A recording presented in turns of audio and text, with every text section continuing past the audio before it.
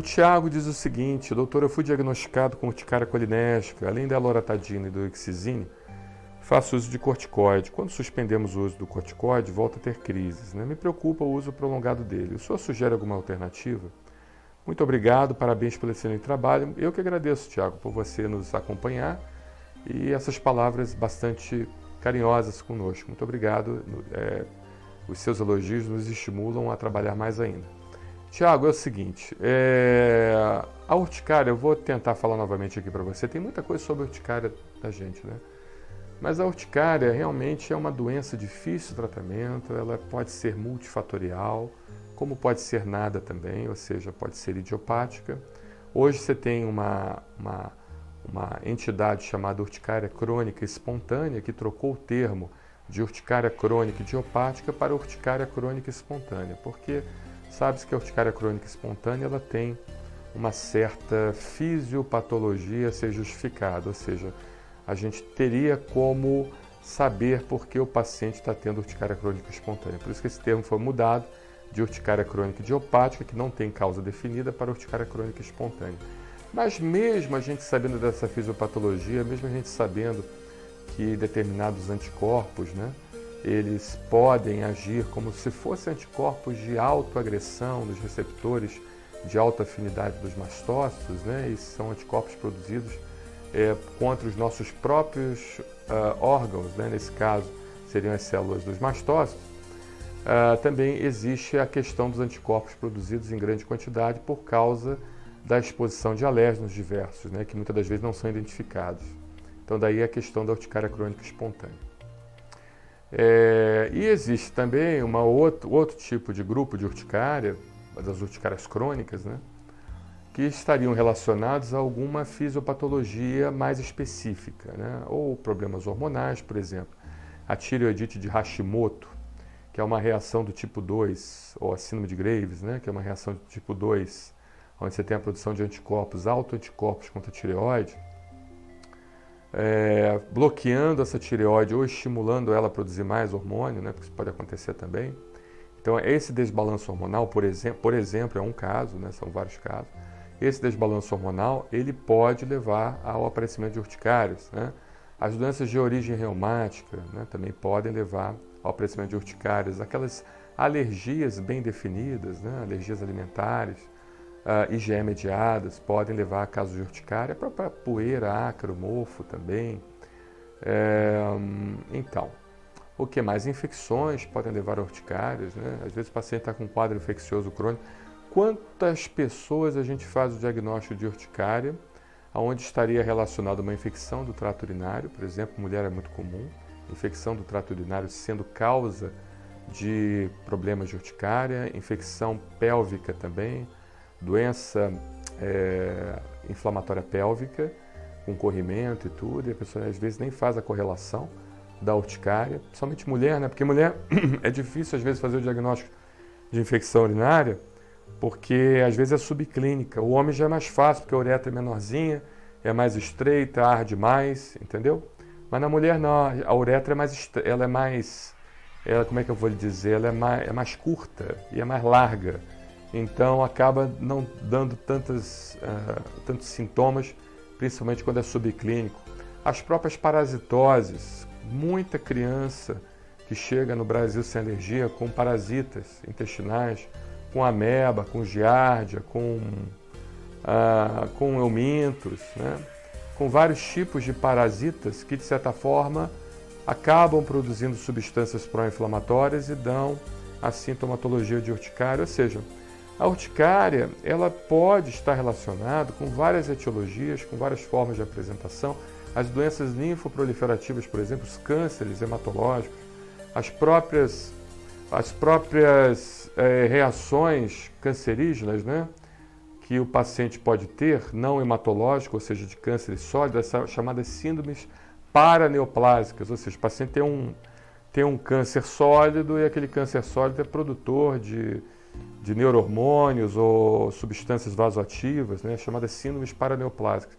Então, só para você entender, um outro problema também que confunde, também, eu não sei qual é a sua idade, mas é comum em paciente idoso, e isso a gente pelo menos faz uns 5 diagnósticos aqui no Brasil sem alergia, E é uma coisa que muitas das vezes o paciente fica doido procurando isso, é o tumor carcinoide. O tumor carcinoide não dá urticária. O tumor carcinoide dá um flush, dá um vermelhidão pelo corpo.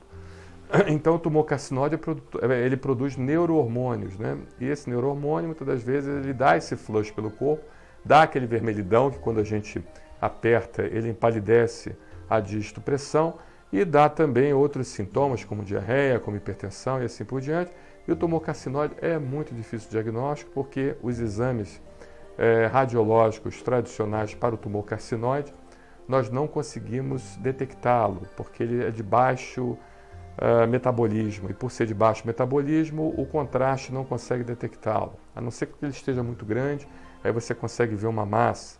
Então, muitas das vezes você tem que pedir exames mais aprimorados, como a PET, não a PET essa comum por emissão de pósitron, mas tem algumas PET scans, a tomografia por emissão de pósitron, que são mais aprimoradas, aí um pessoal da radiologia sabe explicar melhor, eu só sei que tem uns 3 ou 4 aparelhos aqui no Brasil que fazem isso, ou através também de um exame chamado Octreoscan, que é um exame de medicina nuclear. Então você vê como é complicado a gente fazer o diagnóstico diferencial de urticária, ou seja, a urticária crônica, que é aquela que tem mais de 6 semanas, ela pode estar relacionada a tudo ou a nada, né? E a urticária, mesmo a colinérgica, né, antes da gente fechar como urticária colinérgica, você precisa passar por um protocolo de investigação usando um fluxograma de investigação, né? Então, descartar todas essas possibilidades, aí depois que você descartar praticamente tudo, você já inicia, então, o tratamento. O tratamento, ele, de certa forma, tem um tratamento protocolo antigo, que fala que você deve utilizar vários tipos de classes de antihistamínicos, né? Ou seja, um antihistamínico anti-H1, um antihistamínico anti-H2, eu não vou dizer quais são para você não se automedicar, porque senão você vai acabar dando um tiro no pé, e eu não quero isso, eu prefiro que você fale com o médico. Mas um antihistamínico H1, um antihistamínico H2, um antileucotrieno, por exemplo, aí você associa uma doxepina, que é um antidepressivo tricíclico, podendo fazer eventualmente o corticosteroide em casos de crise. Você pode também fazer o antileucotrieno, o montelukast, né?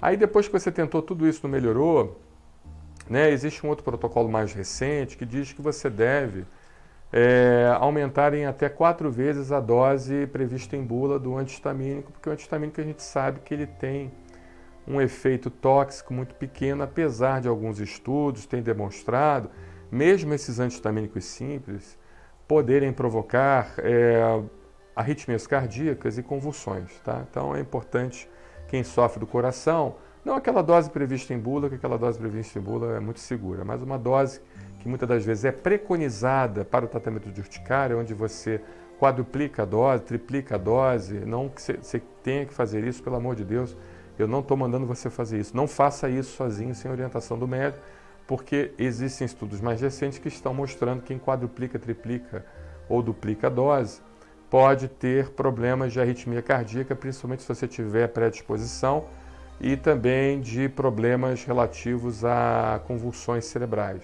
entendeu? Mesmo antihistamínicos sem o simpático mimético, né? Sem aquela substância, aquele D, né? Que sempre vem o nome do antihistamínico mais o D, que aquilo ali é um simpático mimético que ajuda, mesmo aquele sem um simpático mimético, tem mostrado que quando você aumenta a dose muito, você pode causar esses problemas cardiológicos e também cerebrais. Então, depois que você passou por tudo isso, ou seja, tentou usar o protocolo antigo ou tentou usar o protocolo novo, de acordo com a experiência do médico, né? Que o protocolo novo, segundo as sociedades de alergia no mundo, dizem que é mais eficaz. Eu questiono um pouco isso, respeito a posição deles, é uma posição baseada em estudo científico, mas a medicina a gente sabe que é a ciência das verdades transitórias e muitas das vezes quando você publica um estudo, você tem um outro estudo que contradiz aquele estudo. Então, medicina é mais também muito bom senso do médico, né? E a responsabilidade que ele tem com a parcimônia de primum non nocere, né? Como dizia o pai da medicina, né? Primeiro não lesar, não lesionar. Então, mesmo você seguindo todo esse protocolo, diagnóstico, terapêutico, não melhorando, existe a possibilidade do paciente fazer o chamado anticorpo monoclonal, entendeu? Mas isso tem que seguir um fluxograma muito rígido, né? Não é simplesmente dizer para o médico, já sei o que vai resolver o meu problema, tomar um anticorpo monoclonal e ir lá na farmácia, me dá um anticorpo monoclonal aqui como você pede um Tilenol. Não é assim, entendeu? Então tem que passar por todo o fluxograma. Uma referência aqui no Rio de Janeiro que faz anticorpo monoclonal é o pessoal da Santa Casa da Misericórdia do Rio de Janeiro, né? É um pessoal muito competente, serviço do professor Luiz Werber Bandeira, que é um professor de muitos daqui, de todos nós, que nós estudamos com ele, nos formamos na Santa Casa, temos muito orgulho disso. E, de certa forma, lá eles fazem anticorpo monoclonal para pacientes que passaram de forma bastante rígida por esse fluxograma de investigação e tratamento, né? O anticorpo monoclonal, ele é um anticorpo justamente utilizado para evitar com que a imunoglobulina do tipo E, que é aquela imunoglobulina que causa processo alérgico, ela se liga nos receptores chamados receptores de alta afinidade. Então, ele se liga ao receptor de alta afinidade, evitando com que a imunoglobulina do tipo E se ligue naquele receptor e justamente faça, então, o extravasamento da substância vasoativa que tem no mastócito, entendeu? Então, é uma possibilidade, a gente tem visto muitos bons resultados com o omalizumab, que é esse tipo de anticorpo monoclonal humanizado, né? Que é usado tanto para urticária de difícil controle como para asma, e pode ser que resolva no seu caso, tá bom, Tiago? É algo a ser pensado, mas eu sugeriria que você, então, passasse por um fluxograma rígido, né? De investigação e tratamento, e não melhorando, aí sim, como última opção, a gente teria o anticorpo monoclonal, e muitos pacientes que têm utilizado têm melhorado. Eu acredito até que o anticorpo monoclonal, daqui a algum tempo, ele vai se tornar a primeira opção de tratamento, entendeu? Ou pelo menos uma das primeiras opções. É porque é um medicamento novo, então ainda está passando por fase ainda de avaliação. Mesmo tendo sido passado por testes clínicos, né? Mas mesmo isso ainda existe um período chamado farmacovigilância, né? Mesmo passando pelas fases clínicas 1, 2 e 3, você ainda tem um período que depois que você começa a comercializá-lo, você começa a ter a chamada farmacovigilância, onde os efeitos colaterais dos remédios são informados à indústria que o produziu e que também tem o direito da patente, né? Tá bom, Tiago? Um abraço, obrigado pela sua pergunta.